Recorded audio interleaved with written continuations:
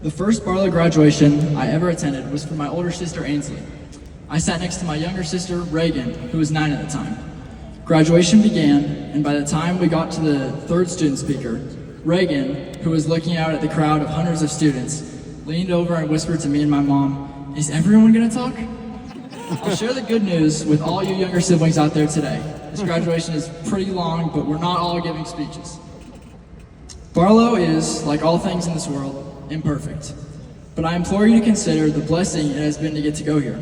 This may sound pandering, because both my parents are teachers at the school, but I really believe it. We've had the gift of getting to go to a school with many staff members who deeply care about us. We've come from a community that supports our high school incredibly well.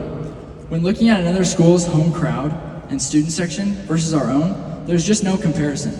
Barlow is always the loudest, the most energetic, and the best crowd every time.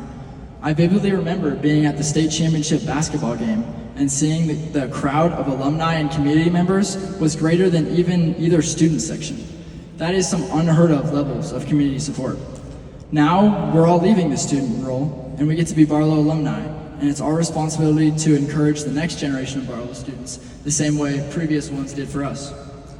While our community has lifted us up, each of us has also had to push through on our own. I'm reminded of a story that Randy Alcorn, who was Barlow's first ever ASB president and my former tennis coach, told me about endurance and perspective, two things we've all had to develop over these past 4 years. In 1952, Florence Chadwick stepped into the waters of the Pacific Ocean off Catalina Island. Her goal was to swim to mainland California. She'd already become the first woman to swim the English Channel both ways.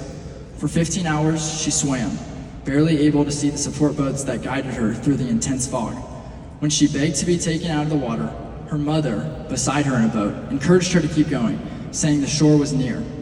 After more time, exhausted, Florence finally gave up. Only after being pulled from the water did she learn the shore was less than half a mile away. At a news conference the next day, she said, "All I could see was the fog. I think if I could have seen the shore, I would have made it." In some ways, high school was similar to Florence's feat of endurance. While you could argue that you always knew how close you were to the end, I feel like the unexpected challenges of life and senioritis more than served as the fog in this analogy. But if you're seated here, it means you got past the fog and made it. The fog failed to deter you, and you're here. As we step away from the familiar hallways and into the unknown waters of what's next, there will be new fog, uncertainty, challenges, and even failure. But we've already proven that we can keep going, even when we can't quite see the end.